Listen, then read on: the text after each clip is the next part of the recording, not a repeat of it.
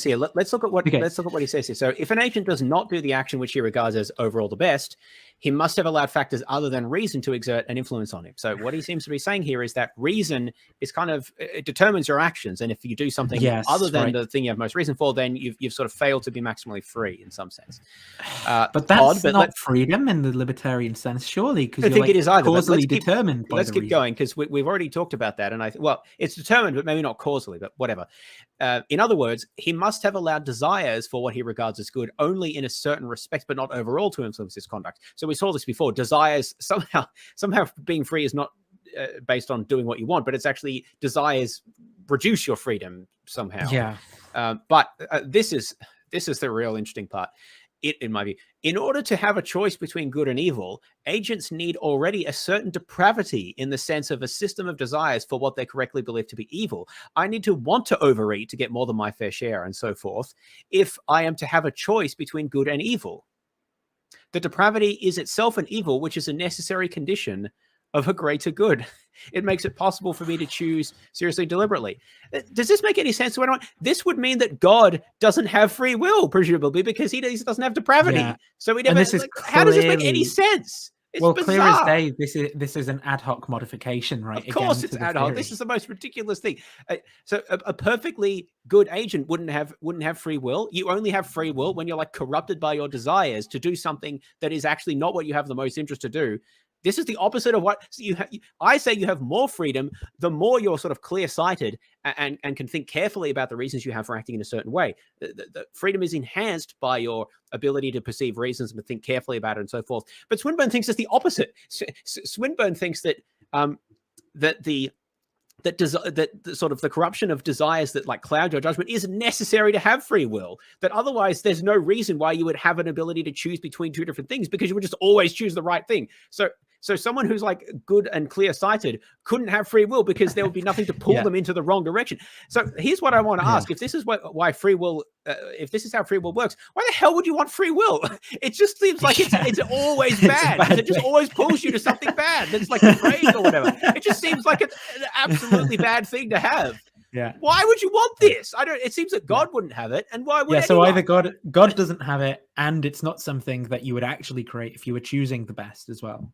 For your being. I just think it's so strange.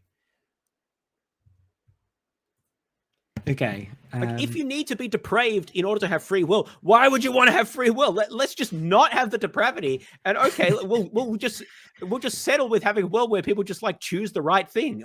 Like, why is that bad?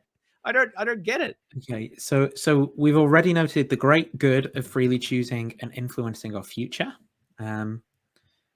Why not just have like a sort of atemporal perfectness that is eternally experienced by? Yeah. How about God sets it up right the first time and doesn't delegate it to people who are not capable of running things? I don't get that. Why would a good God delegate to people who are monstrously incapable as we are? Well, because you're genuine, because that makes it a bit more profound. Participation in bringing about that process alongside God is better than it just being maximally good in the first place. You know, like ice cream with a little bit of shit sprinkled in is better than just ice cream. Apparently. Well, yeah, because then you could choose. Then the ice cream like has a choice between whether it wants to be good or bad. Whereas if it's just good, like then it would just always choose the good thing, and therefore it has no choice. I mean, one of the ways people talk about this is like a world where there's like an increasing goodness, you know, over time is like a better world where it's just flat. But I do think it depends on, you know, if that just flat line is like at the maximum level of goodness and pleasure all the time, I don't know that that's worse than like it going from freaking Auschwitz towards like maybe us having some human so the rights. fact that you'd want variation in affect doesn't mean that it needs to go down to very low levels. That's a completely different point. Also, you can have variation without because it's not just valence. There's variation in other things as well. Like I can be excited, I can be scared, but in a fun way, like watching a horror film. I can read something like Lord of the Rings, where I'm enjoying all of the high concepts, or I can be engaged in a social activity. There's all different ways that you can have experiences which are good, but in different ways that aren't just like high or low, right? And so variation might be good, but that doesn't mean like, well, it's good to have the odd Auschwitz in there to like spice things up. No, it's not. It's not good. I'm just going to turn my light off. This is, no problem. I was going to say just that this phrase is like some weird kinky shit, like... Which phrase? Being allowed to suffer yeah. to make possible a great good is a privilege, even if the privilege is forced upon you. This sounds like someone in an abusive relationship. Like, yeah, God. If this is what God does. When he beats me, it shows me how much he cares. Look, look, he gets angry at me sometimes, but the reason that he shouts and hits me occasionally is because he cares so much. If he didn't, it's a great privilege to be slapped around because he really cares about my well-being and wants what's best for me. And so I should it's look good on for it him to hit you, right? Yeah. Because it's a privilege for him. It's a privilege that's forced upon me. Like that, when in any other, imagine, literally the other day in a job interview, someone said the CEO occasionally shouts at people and stuff, and the justification was, it's because he cares so much about the company. And I was like, that just sounds like abuse. That's not that's a red flag. I don't want to. But look how he tries to justify this. So the reason he's talking about this is because the criticism is, well, even if it's good for us to like participate in creative activity or whatever, is it appropriate for God to inflict suffering on people or allow suffering to be inflicted? Yeah, we can create without suffering, without their permission, right? So he says, well, actually, I'll just go back a bit. Just as it is a great good freely to choose to do the good, so it is also a good to be used by someone else for a worthy purpose, as long as they have the authority to do that. Those who are allowed to die for their country and thereby save their country from foreign oppression are privileged. Okay, I might agree with that if they volunteer to do it. But look what he says. Cultures less obsessed on our own by the evil of purely physical pain have always recognized that. I don't know where he gets that from. It'd be nice for a citation. And they have recognized that it is still a blessing, even if the one who died had been conscripted to fight. It's a blessing for you to be forced to suffer for someone else's grief. Right, so all these Russian conscripts from the from the rural areas that are being pressed into the Russian military, but it's a sacrifice. They're not being given any armor, weapons, or training, and they're just being sent to the front to be slaughtered by highly trained Ukrainian troops. Well, that's just a blessing, really, that they get to serve the motherland in that way.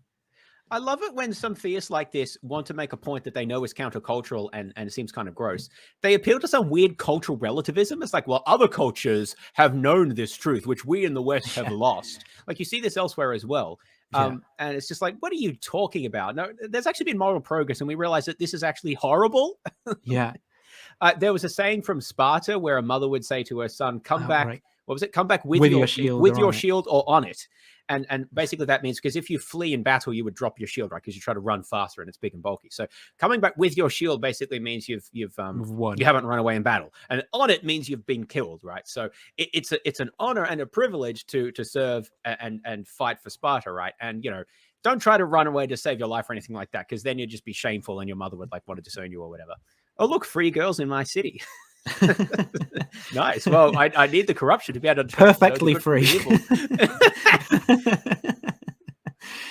Yeah, it just the way that it reads is so awful. Like so like narcissistic and strange as well. Like use you for a worthy purpose, like some kind of 18th century lord or something who just is gonna like step on your back as they get out of the carriage or whatever the hell. It's a word, because I am Lord of Salisbury and I'm governing the British Empire. So for me to step on your back is a worthy purpose for us. It's just such a weird way of, you can justify any abuse with this, I think, given as long as they have the right authority, of course. One can justify that in all sorts of ways, as people did in the past, which is how they justified slavery and serfdom and oppression of men over women and all sorts of these things. Not to say that there's no such thing as legitimate authority, by the way, but this is going far beyond that. It wasn't rape, was it? It's a privilege. That's what I'm saying, to be used as the vessel to carry the child that will further the Aryan race, the Lebensborn, right? To be used as the vessel that will carry the Lebensborn, even though, you may have cried throughout the sex, but that is a good thing because it's a privilege. In fact, it's horrible, this line of thinking.